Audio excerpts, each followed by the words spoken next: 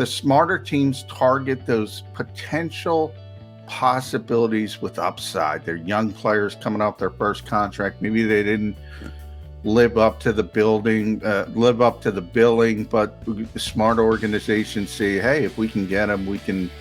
And Brandon Brooks would probably be the best example of that locally. He was a good player in Houston. He was a good player. He wasn't a top 5 player at his position in Houston.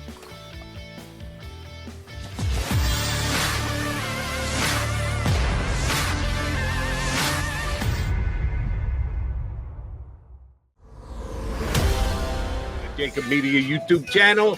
You got your Mac guys, McMullen and McDonald, here to get you through an important week for the Philadelphia Eagles. Now, it's an important week for the other 31 teams in the National Football League, too. It's not just a Birds week, but the Birds are competing this week the same way they do when September rolls around and they kick off. Because today, Johnny Mac, is the beginning of, and even if the NFL didn't create it and it was a media creation, it lives on, legal tampering in the National Football League for the next, it's about 50 hours. I think it's 4 o'clock on Wednesday when deals can actually start to become official.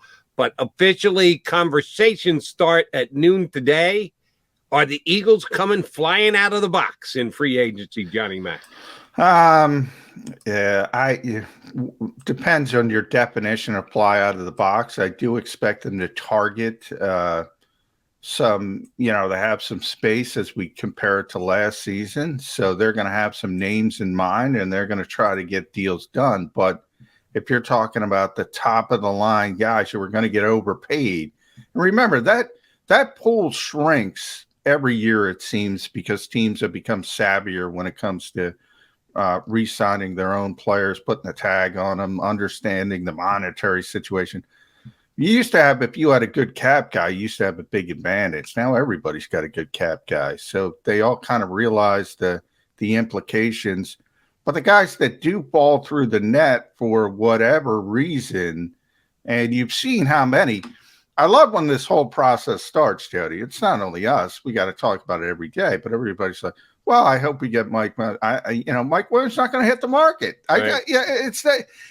They're not going to hit the market, these top tier players, number one, and then everybody's disappointed when they don't, and all of a sudden the guys get pushed up the board. Tight end might be the best example of this of all because it's such a value position.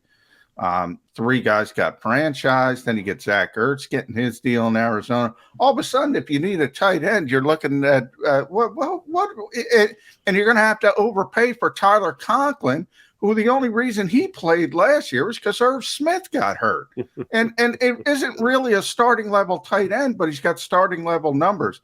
And that's sort of how free agency goes. So the smarter teams target those potential possibilities with upside. They're young players coming off their first contract. Maybe they didn't live up to the billing, but smart organizations say, hey, if we can get them, we can.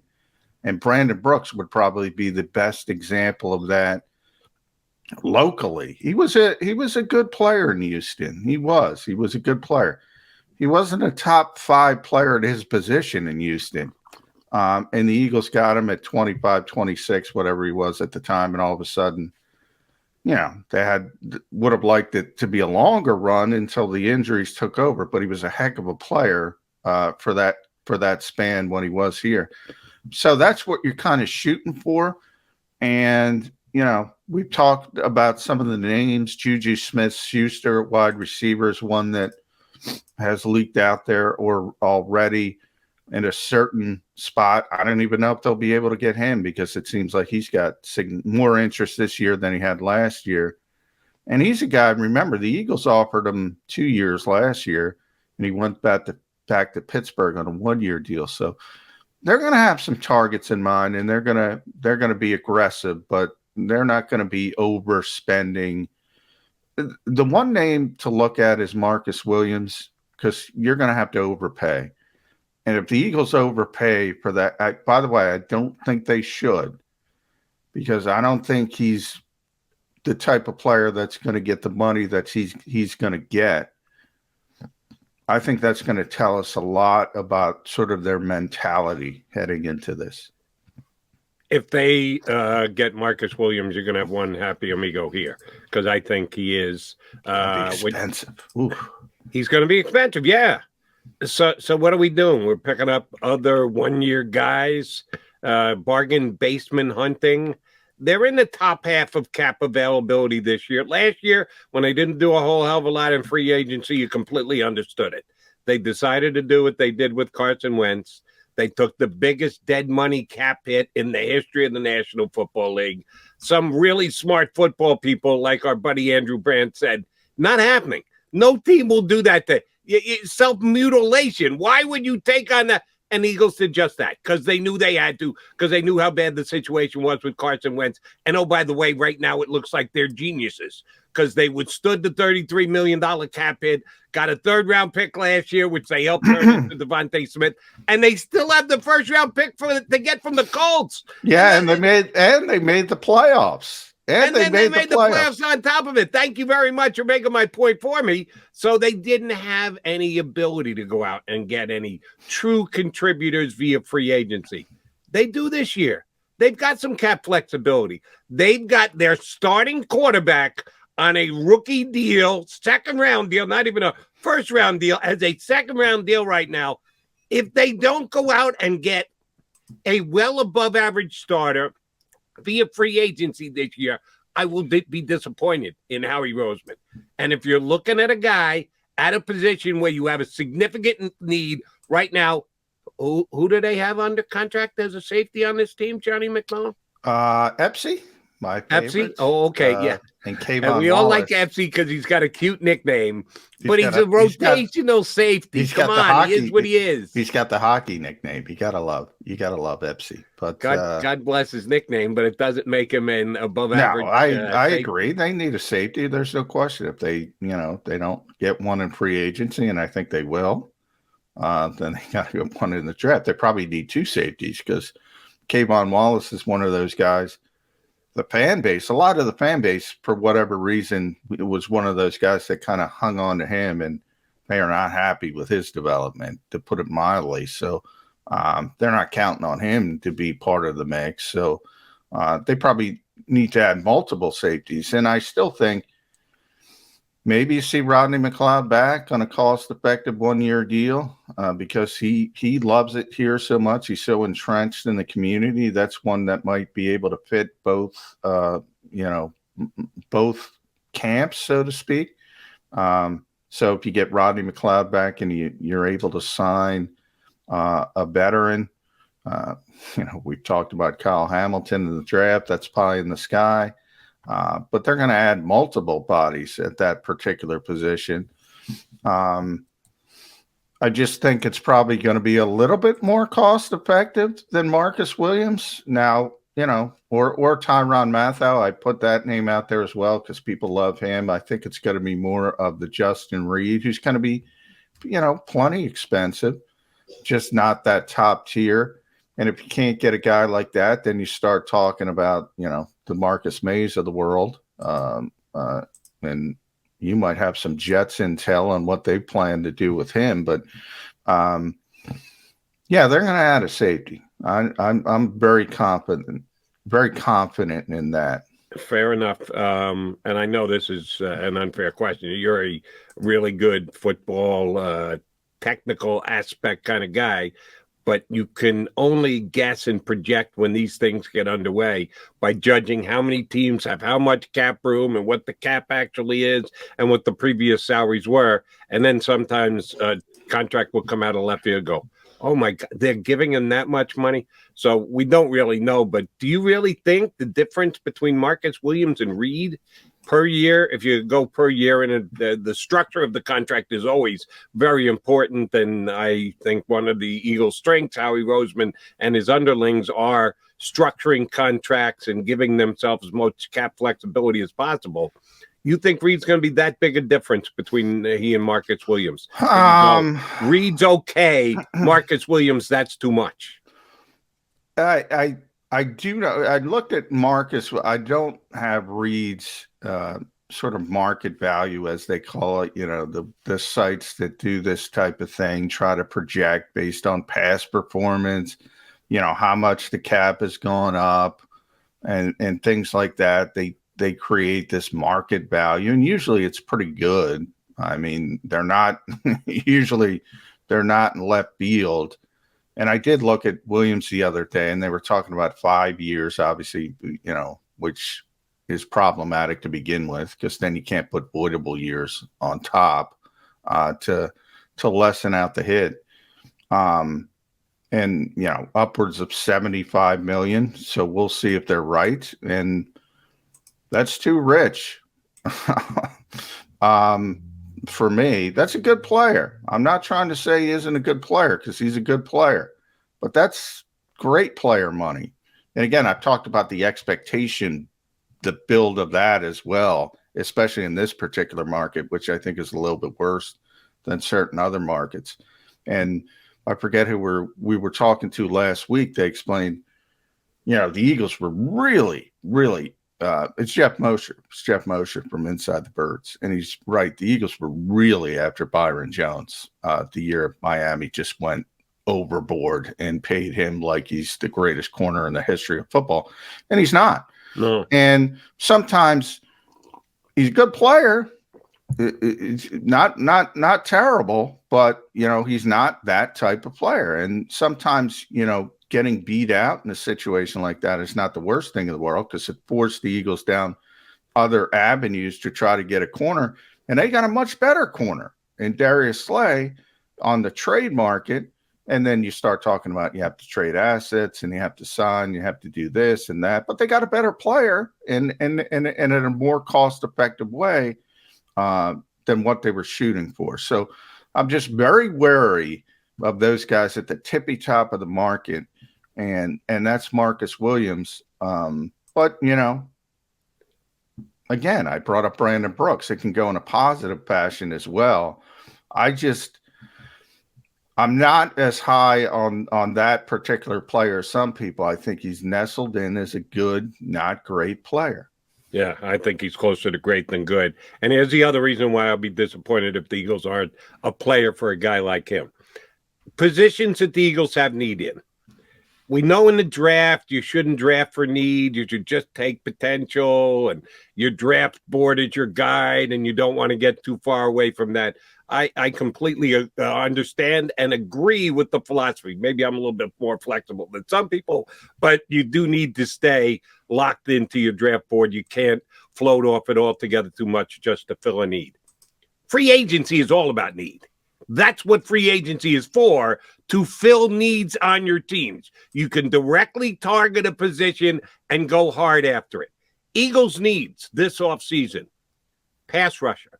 Who's Von Miller? Who do you want to call the best pass rusher? Chandler Jones. You think they have any chance on being in on either Von Miller or Chandler Jones?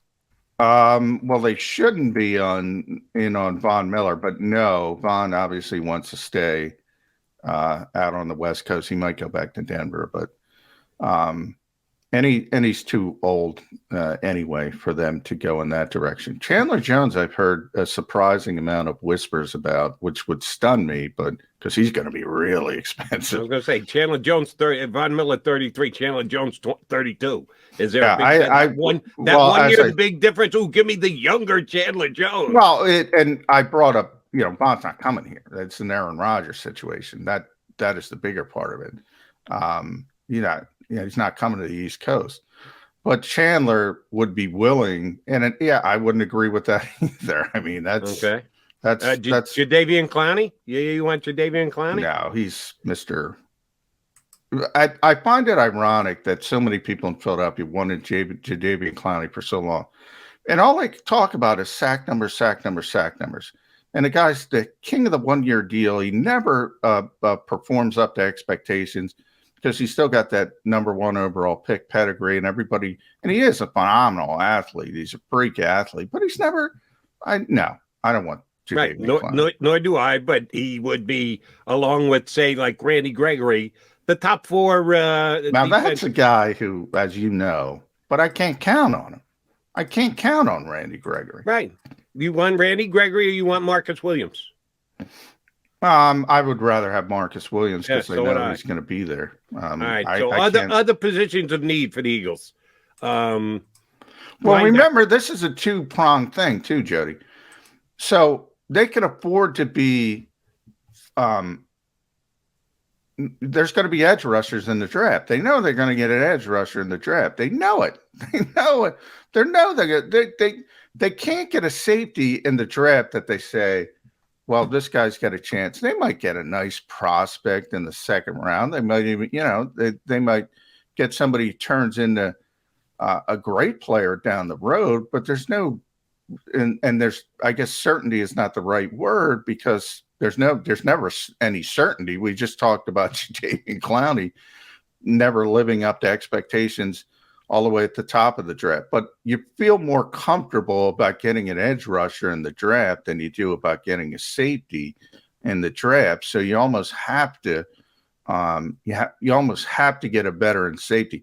You don't have to get a veteran pass rusher. I think the Eagles will, because I think one of the things you want to use free agency for is to patch up every obvious need so you don't have to go reaching on draft day. So that's the goal. So I think they'll bring in some type of name as a pass rusher, but there's not as much necessity to do that as there is at safety. All right. You think you think Eagles would be big plays in the linebacker market? Top of the group linebackers? Top of the group, no. But I think they always sign one. They always sign somebody off the heap. And how'd last year's heap and help work out? Well, did he last 3/4 of a season? I think he made it through half, Wilson. He lasted longer than he should have. I'll say that. They shouldn't have signed him. But you can go back to the Corey Nelson. He lasted longer than Corey Nelson. Remember Corey Nelson? No, don't feel bad because few do. But they played him up like, oh, this is a kid with some upside. He does. LJ Ford's the one guy who sort of played a little bit in Pittsburgh and for whatever reason never got a chance here. And then he went to Baltimore and became a pretty good player, and that's a pretty good organization. Right. So the Eagles take some hits there. Paul Warlow, remember Paul Warlow? Poor Paul tore his ACL on the first play, Jody. The first play of OTAs. I remember it like yesterday. It was terrible. It was in the bubble. You heard the scream, and it's like, oh, first non-contact. There's no hitting in OTAs. So Eagles and free agent linebackers are just a bad mix to begin with. So you're then not playing for a linebacker. Cornerback? They're going to play top of the market free agency to have a 1-2. Well, you could just put top of the market. I don't think they're going to be top of the market anywhere. Well, then shame on them. So if they are coming off a playoff season and they're in good cap position and they are as committed to and I know if they make a trade for Deshaun Watson, it's $35 million coming this year. Everything changes. I get that. But they haven't made that deal yet. We don't know if they're going to make that deal. But if they've got a guy on a second round rookie contract with 2 more years to run on it, and you're telling me they can't play at the top of the market for one position, I got 3 words for the Philadelphia Eagles. Shame on them. If you can't be a top-of-the-market player in free agency when you absorb the $33 million dead cap hit that you did with Carson Wentz, when you've got a quarterback who's making pennies on the dollar, if you can't play at the top of the market at one position, why the hell are the Eagles even competing? Well, I would say if there is one position, and again, I guess it depends what top of the market is. I mean, to me, it means like the one player. So if you want to say it's Marcus Williams at safety, J.C. Jackson, I believe, has gotten to the market at corner, which stuns me to begin with, and that kind of tells you what he's going to get paid. Linebacker, who was the best linebacker out there? I'd have to look at it. Kid from Green Bay, probably.